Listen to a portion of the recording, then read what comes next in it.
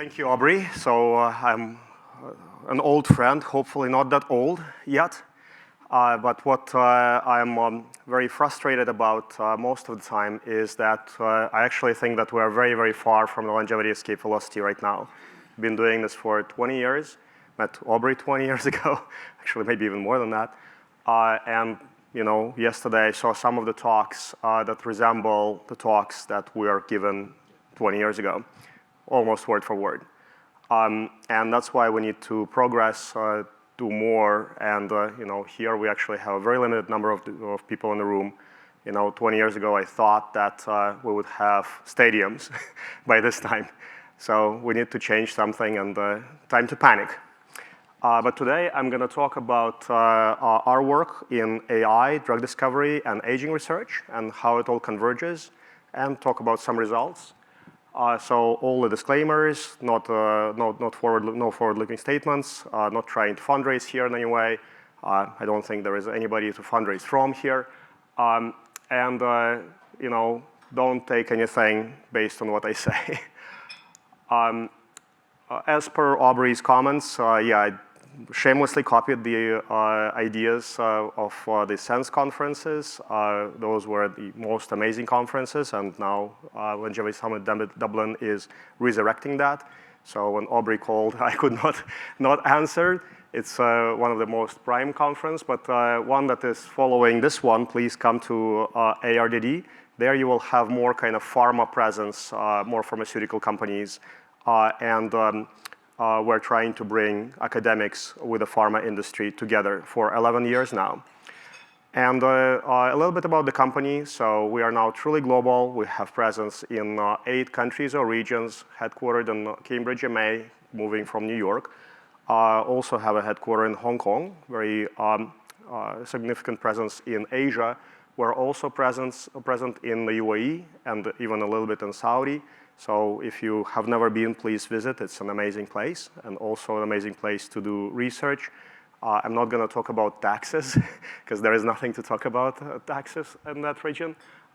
Beautiful place to go. We do AI in Montreal. Also, we do AI in Abu Dhabi, quantum chemistry in Taiwan, in Taipei, drug discovery in Shanghai and Suzhou, target discovery in Hong Kong, business development, general management in Boston, New York. Even though we're an AI company, this year we've been selected by Fast Company as the #1 most innovative biotech in the world, which is very, very promising. And this is the company kind of in a nutshell. So we are very focused on AI. Now, as Ben said, large language models are reasonably powerful. They're very good at reasoning. However, they're not very good at domain-specific tasks, like chemistry, biology, analysis of medical information, specifically utilizing biological data. So we use LLMs and other transformer-based tools to run an orchestra of domain-specific models that are specifically designed for solving chemistry and biology applications. We now have a zoo of over 700 models that were battle tested, that actually have experimental validation. That's why we publish at the rate of about 1 research paper every 10 days. We also have an army of agents out of large language models, and also some of our own hybrid agents that can run this army of models and perform multiple tasks. I have a very large community of users of our software. So we are a software company. Currently, 10 out of the top 20 pharmaceutical companies are using our tools in one way or another. We also use it internally. That provides a lot of data, and we use this data and the approaches to develop our own therapeutics. Currently, we have 7 clinical trials in humans, 2 in phase 2, nominated 18 preclinical candidates over the past 30 months. And we, of course, also do AI for understanding all kinds of processes in time. We call it aging.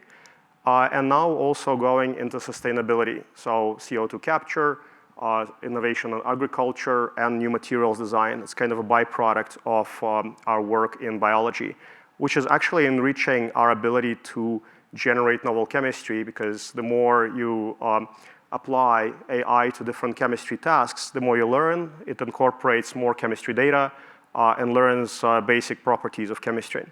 So some of the projects that we've done, so life extensions, so currently you can buy a bunch of our work on Amazon. It looks like it's all still selling. Skincare and beauty, crop protection, Syngenta. We also do some work with Aramco, wonderful company out of the Middle East, actually investing a lot into sustainability. Syngenta partnered with us for a novel herbicide, so to identify molecules that kill specific plants but not the others, and are super safe for all kinds of bees, animals, etc. So you really know how to build chemistry that is safe for humans but also other animals. And what is the biggest dilemma in longevity biotechnology? So I'm switching gears from the company to what I'm trying to solve. And that is, in humans, we have many aging clocks currently. So over the past maybe 13 years, there's been a lot of work in aging clocks. I mean, our group published more than 20. We have multiple granted patents, spun off a solo company around that, deep longevity. By the way, not that much money in aging clocks if you are looking at this field. So there are pretty much any data type that changes in time. You can build a predictor of chronological age in a healthy state on it, try to correlate it with diseases, and call it an aging clock. But there are very, very few therapeutics that are tangibly, incredibly possible to extend human longevity, human life. And there are actually very, very few in animals. So yesterday, Dr. Campos showed that there's hundreds that work in small animals, tens that work in larger animals, and so far we actually don't have anything in humans. That's a problem.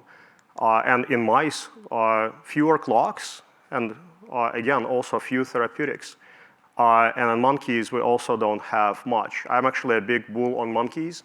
So whatever I do, I try to also now incorporate monkey data.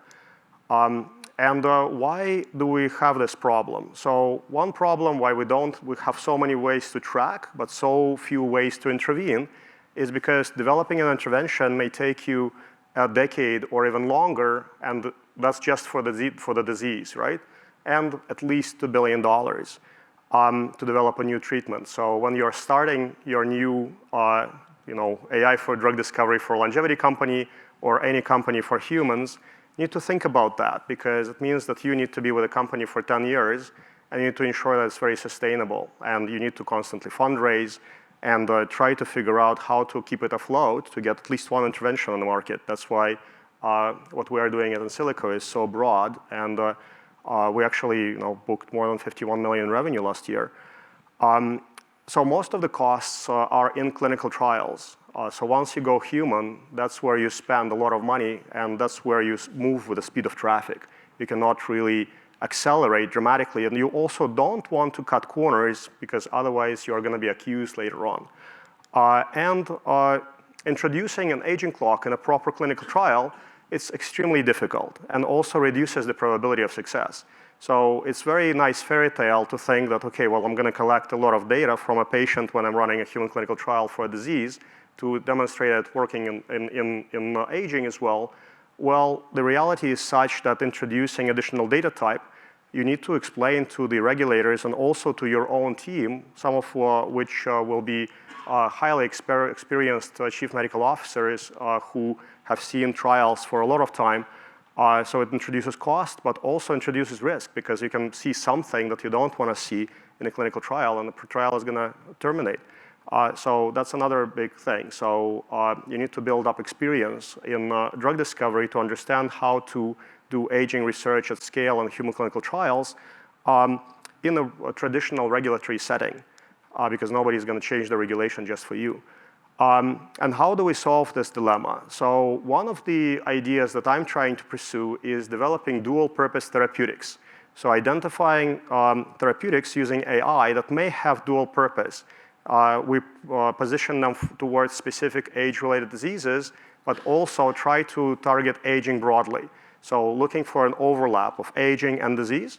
As a matter of fact, if the therapeutic is powerful enough to work on multiple hallmarks of aging, it should work on many, many diseases, right? Because so far we have seen only a few, and they actually make really good drugs. Like, for example, rapamycin is a cancer drug, immunology drug, et cetera. We're looking for the intersection of therapeutic targets for aging and disease, looking at this kind of middle ground using AI. And one of the papers that you might want to look at when doing something similar is this. So using hallmarks of aging to identify possible dual-purpose therapeutics, because usually hallmarks of aging also drive diseases.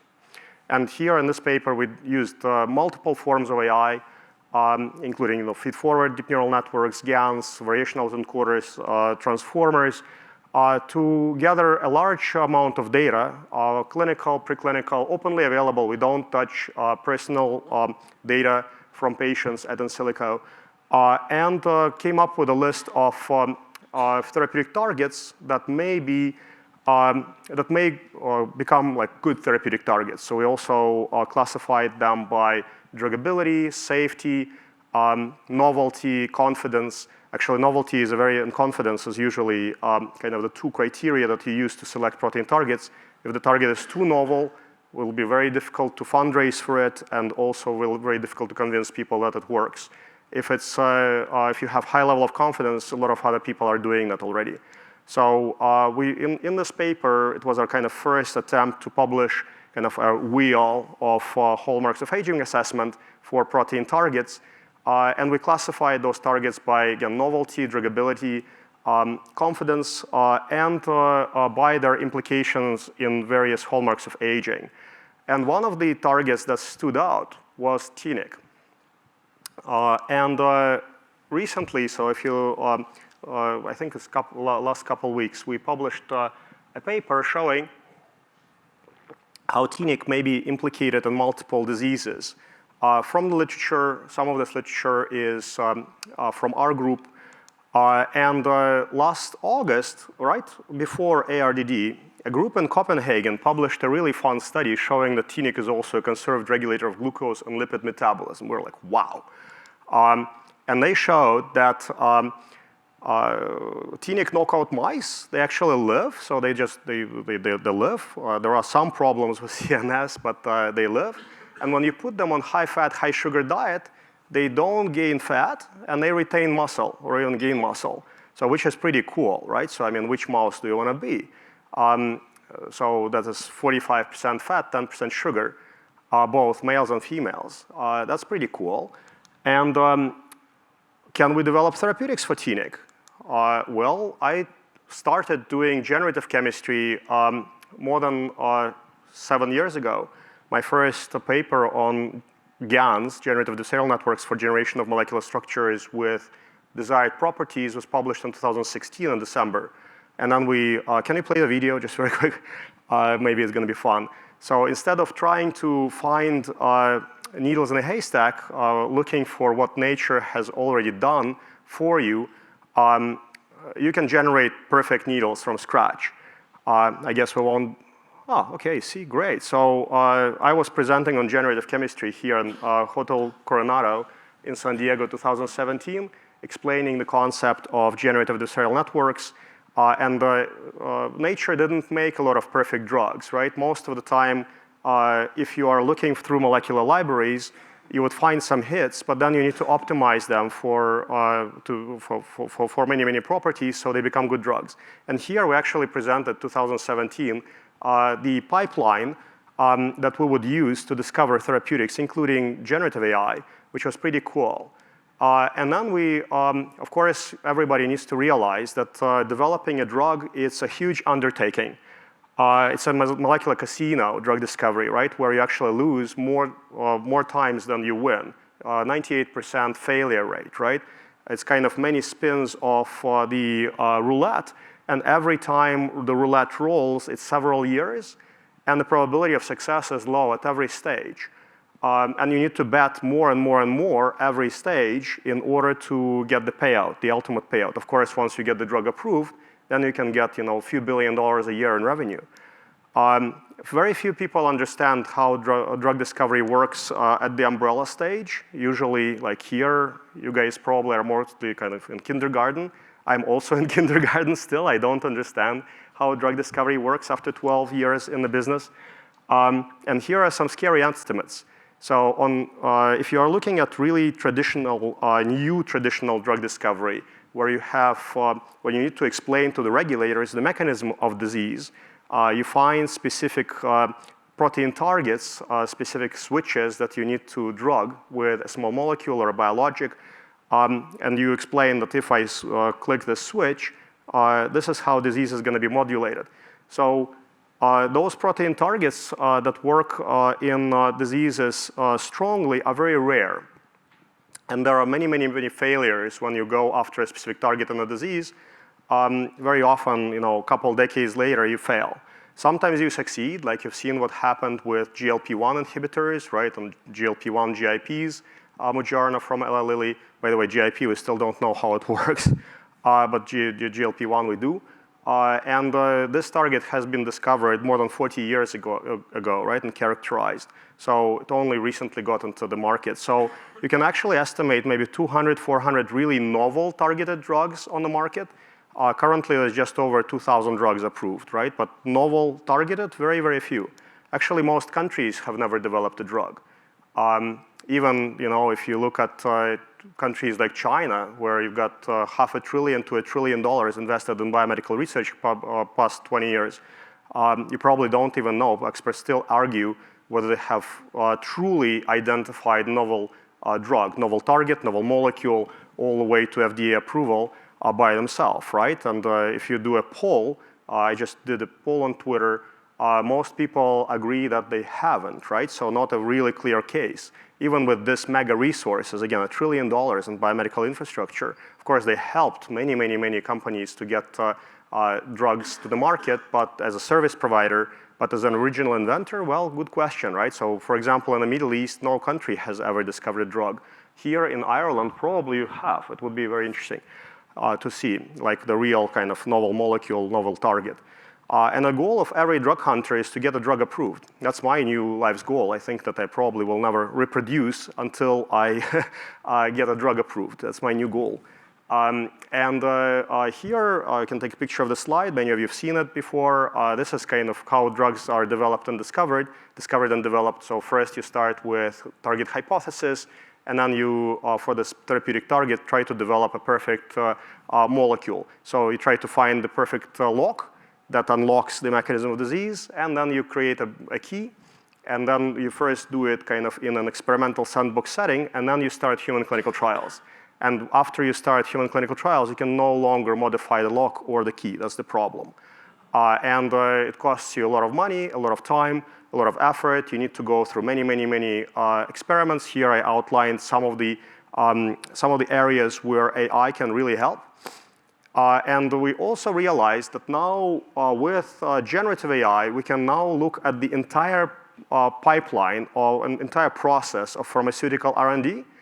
And unlike humans that specialize, so for example, what I learned in drug discovery is that biologists, they usually don't understand chemistry very well, and definitely they don't understand clinical medicine or regulatory environment. Medicinal chemists are the smartest people in the world, in my opinion. They kind of understand everything a little bit, but some of them a lot. But experimental organic chemists, they, for example, wouldn't understand biology or medicine. And medical doctors, they usually don't understand chemistry at the extent that you need to understand it, and biology at the same time. But AI can learn all across those disciplines and try to generalize, which is great. And that allowed us to develop a platform that can cater to biologists, chemists, medical doctors. Currently, again, thousands of scientists are using our tools like Pandaomics. I'm pretty sure here in the room, some people are using Pandaomics for their experiments. That is a system which allows you to identify the mechanism of disease, identify protein targets, and even write research papers now, partly. Chemistry 42 allows you to generate small molecules with the desired properties, either using generative approaches or physics-based approaches. And Medicine 42 allows you to predict the outcomes of clinical trials. When all those systems work together, we actually decided to try and develop our own therapeutics using the system. Because pharma companies, they always want you to show that your software managed to develop a drug. Otherwise, they don't care. They will buy it, they might use it, but they probably will not have the confidence. So my most advanced program currently out of the software is in phase 2 human clinical trials. So if there is anybody out there listening, please make sure that it succeeds. Otherwise, it's going to be really sad, but we will continue trying. So what you see on this list, many of those targets have dual purpose. Again, TNIC, you've seen that it scores in multiple hallmarks of aging. PhD 1-2, many aging research companies using AI prioritized PhD 1-2 as HIF1 alpha as their core target. Some deprioritized them later because one of the pharma companies failed to get an approval after phase 3. But now actually they got it, so people regret it. So we have PhD 1-2, one gut restricted, one systemic. And some other targets also have dual purpose, like QPCTL, for example, is CD47 pathway, so might also be an anti-aging drug at some point in time, but we're putting it out after cancer. And we have 2 CEOs in the company, so I'm in charge of AI. What I learned is that AI companies, AI drug discovery companies, when they focus on drug discovery, AI is gone very quickly because you need to have more focus, more resources on drugs. If you are just an AI company, you never will discover a drug because you lack the expertise, those nitty-gritty details that I was talking about would not be in the company, and you need some experts to do that. So 2020, I met Dr. Ren Fong, PhD from Harvard, 11 years at GSK, and then he ran a large service organization in China, thousands of scientists under him.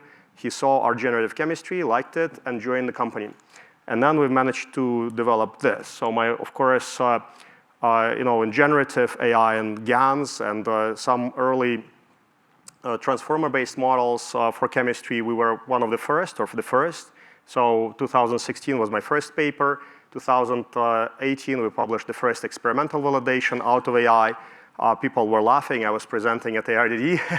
But when we present those at medicinal chemistry companies, people are usually very skeptical. Then in 2019, we published our 2018 study where we were presented with a protein with Alana Spurogudzik, at that time at Harvard, later at University of Toronto, my very good friend who kind of wears this kind of masks in the lab.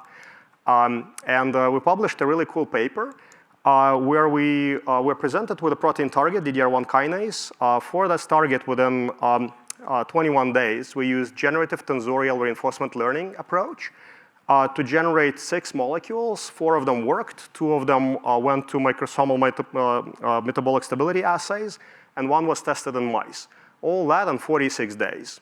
I think still maybe the record in the industry, even though the novelty of the molecule is, of course, a little bit lower, but it's new. And patent clear.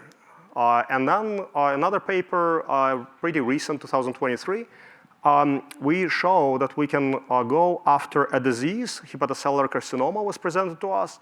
We used pandomics to identify a new target that it didn't have a crystal structure. Used AlphaFold from a database, tweaked it a little bit, gave it to Chemistry 42, 1 round of synthesis, 7 molecules, 1 hit produced 7.2 micromolar compound. We gave that compound back to Chemistry 42 with a protein structure, got additional 6 molecules, got to 180 nanomolar, got all the way to in vitro experiments. All that took 50 days, published in RCS Chemical Science. And now another case study, that's my most kind of magnum opus of my life. So if you are to read just one paper, read this one. This is my kind of really, really hardcore work. So just published March 8th, and pretty popular, going kind of up in the ranks in altmetric. So in this paper, we show how we use AI to identify the target. For the first time, we demonstrate how we do hallmarks of aging assessment.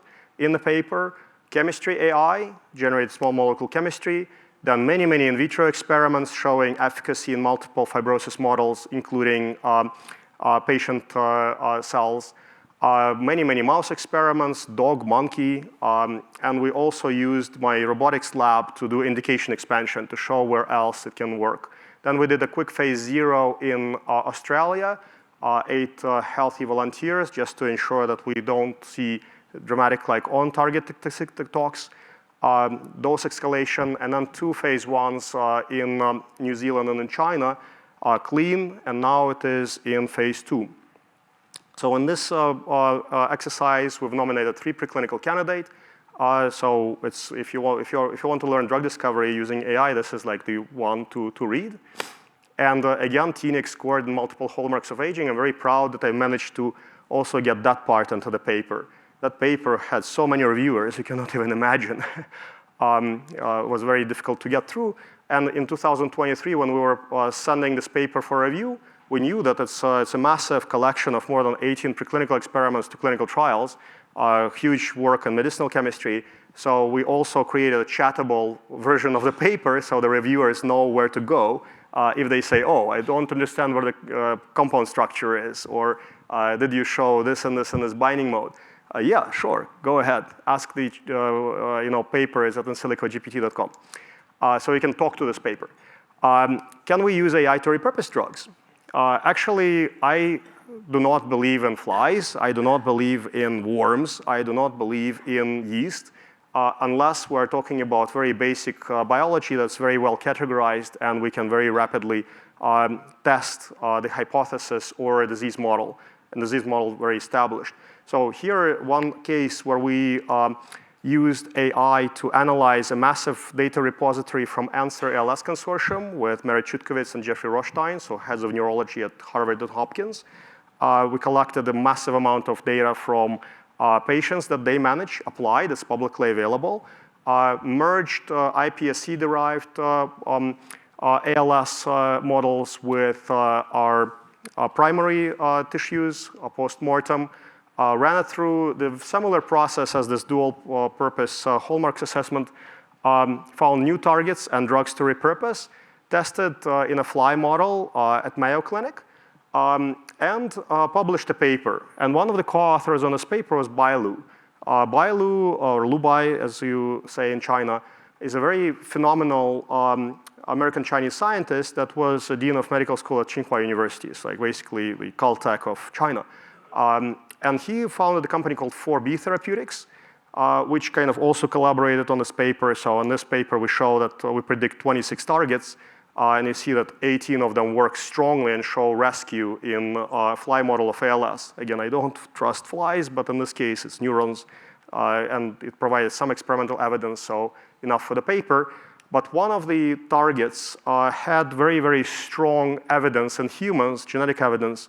Bai Lu took it, found a repurposing candidate, so a drug that may work on this target, works on this target, and in under a year enrolled 64 patients into a principal investigator-initiated study in China, which is pretty cool. So now we're waiting for the readout, but this is the entire thing from, first time I presented at Answer ALS Consortium to the fully enrolled principal investigator-initiated study, basically phase 2, but not an official phase 2, under 2 years, right? So which is pretty cool. We'll see the results.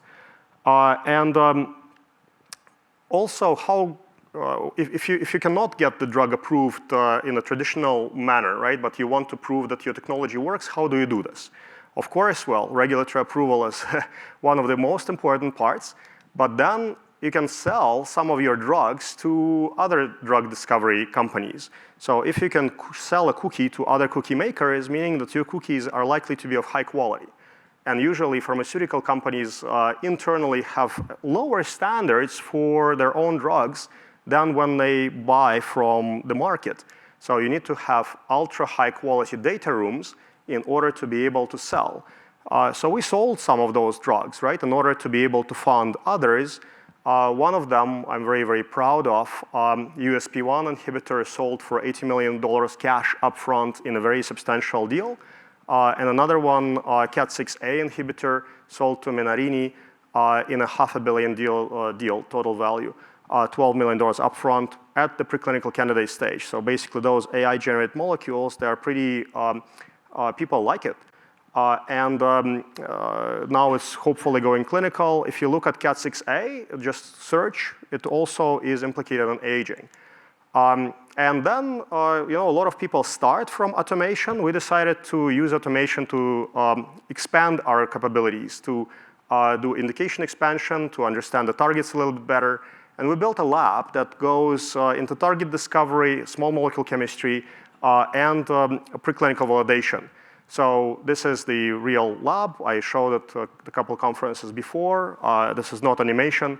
And you kind of walk in, the lab recognizes your face. To the right, there are dimmed windows. You can undim them. And I wanted to make sure it also looks like a little bit like a spaceship so people understand that they're working in the future. You can come and visit. So here, this is the workflow. You throw in the tissue, cell, organoids. The robot picks it up, grinds it, microplates it, no mycoplasma, no fungus, puts it into another room. There have an army of autonomous guided vehicles. Part of the sample goes into the incubator, part into the imaging station. You get multiple types of imaging depending on how much sample you have and how much money. Then you also go into the NGS prep, do 3 library preps, whole genome methylation transcriptomics, so 3 data types from every sample, and put it in the Illumina machine, get all of this data, including imaging, into an AI layer, which is predominantly based on Pandaomics. Here is where magic happens. AI automatically identifies targets depending on your risk profile and confidence profile, and also budget. Takes a bunch of compounds from the compound hotel, aliquots those compounds, and incubates the original sample with those compounds for 6 hours, 24 hours, 72 hours, and then does, again, methylation, transcriptomic, and phenotypic response. So we see how the cells react to those compounds and whether the target hypothesis was correct or not. So if the target hypothesis was correct, AI gets rewarded. If not, it gets punished, and we find novel targets like that. So I'll skip a few things now, and we are, of course, going into quantum computing quite a bit, so you can find some of the really cool papers. But one paper that I highly recommend is this one. We used the real IBM quantum computer to generate novel molecules for KRAS. It's not an easy target to drug, and synthesized and tested. And I think that as quantum scales, we would be able to significantly accelerate the generation part for generative chemistry step, and maybe even put some biology in. So currently, those are early days, early steps. So I wouldn't put too much hope on that, but we want to be future friendly. That's why we decided to do that. Oh, and that's it. So one other thing that you want to know, we're going to open source our platform called Precious3GPT.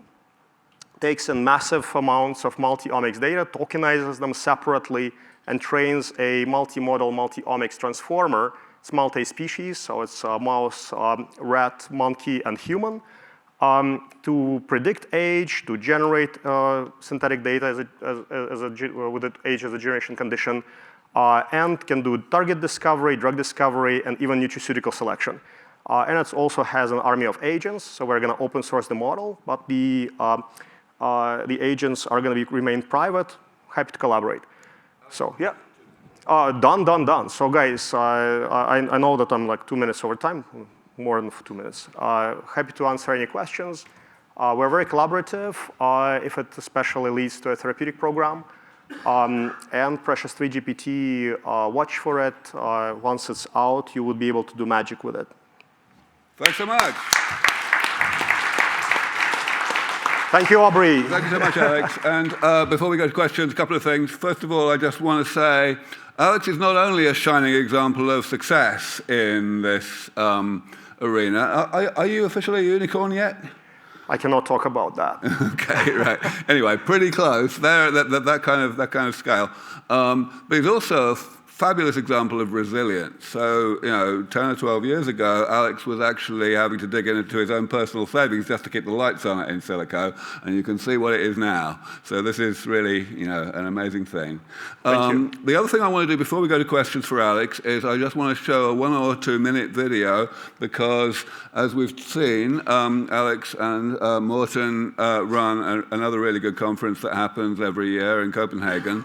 One of the things that I'm most gratified about that has changed over the years is that we have so many good conferences. When I started running my conferences, I was the only one who was doing anything like this, and even my conference only happened every alternate year.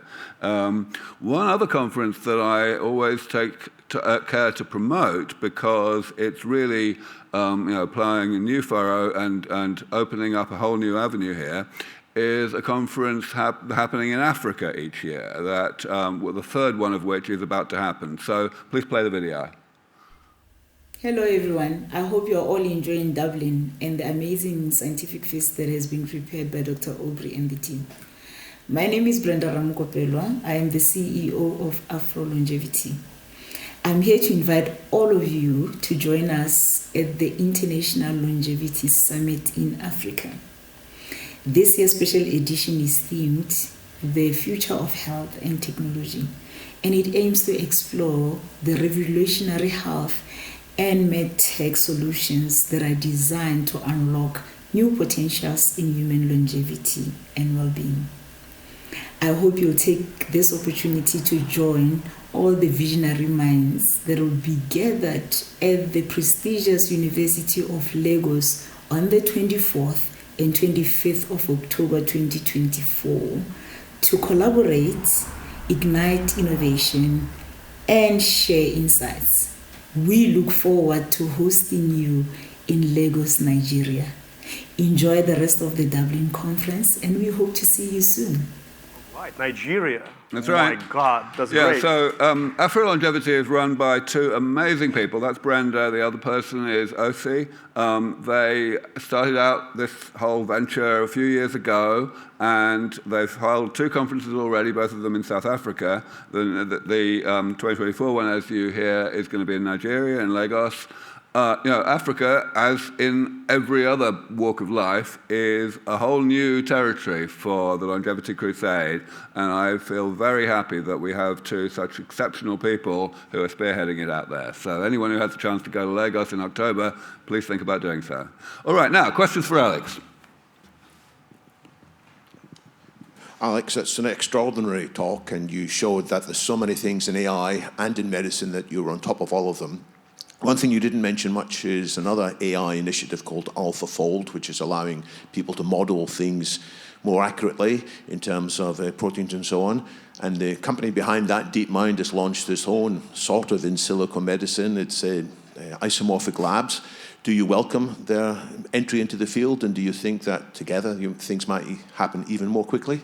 So thank you, David, for this wonderful question. Not planted, but I did mention AlphaFold in one of the papers. So I think it's an extremely important tool, which can be a very nice Lego block of any drug discovery pipeline, of many drug discovery pipelines. And I showed that you can identify targets using my pandomics. After the target is identified, if the structure is not available, you would use AlphaFold. And then you would use generative chemistry engine to be able to generate the molecules.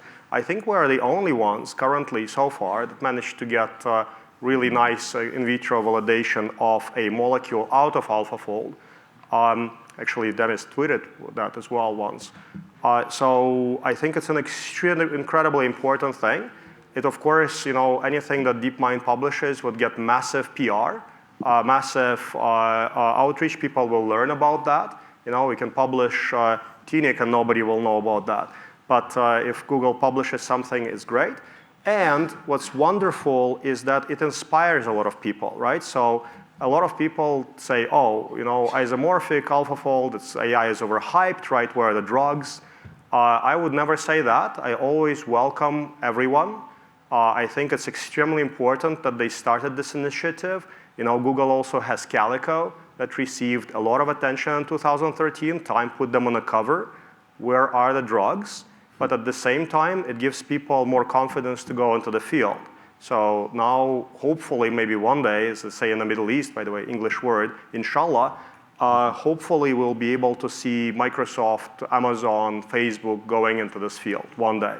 So I think that it's incredibly important to support isomorphic, promote the AlphaFold, and even though they are very far from getting to a drug, it's like the bottom line now, so basically you can say I'm a brown belt in drug discovery. You need to show that you went into phase 1 human clinical trials. You're a black belt when you sold that drug. You're a black belt 9th Dan when you got a clinical trial approval. That's the approved drug. That's great.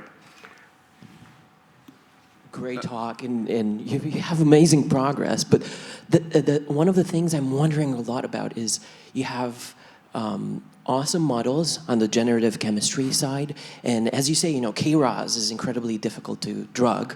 You're making it easier, but have you ever thought about other modalities, like small oligonucleotide-based inhibition or biologics or anything like that? You guys have models on that side? 100%. So we have within Biology 42, we have a system called Generative Biologics. Currently, we're piloting it with the community, so a lot of people use it, but we are not charging them, only charge them for compute. And that allows you to generate peptides with the desired properties. So I'm big on peptides. Also, nanobodies and antibodies. Antibodies we're launching later this year. Nanobodies you can already do. Internally, we only go small molecules for several reasons. First of all, when you have your internal expertise, you probably want to specialize on something. Otherwise, it's going to consume a lot of budget and we'll have a lot of distractions. We already have too many distractions. I probably will try to do peptide. Maybe try targeting peptide, because nowadays with biologics, the most important thing is multi-targeting, right? So you want to target more than one target. And with some peptides, you can actually do that. So, and it's super easy problem to solve. Compared to medicinal chemistry, biologics are like super, super easy. Not to offend anybody, it's my personal opinion. I think that medicinal chemistry is the most hardcore thing. Yeah. You have a question, or you just? All right. Yeah. But before we go, I just wanted to say that what I'm most excited about in near term is Aubrey's RMR program. Thank you. Because I'm watching a lot of projects around the world that can maybe result in something near term. I think RMR is the thing. So we need to watch that and modulate our kind of personal intake of all of the possible drugs that we're thinking about based on RMR. Well, thank you so much, Alex. For that, support RMR. I hope everybody saw Caitlin Lewis's talk yesterday describing this flagship project of my foundation. I'm pretty excited about it too. Thank you so much, Alex. We've got to stop there, but. Thank you.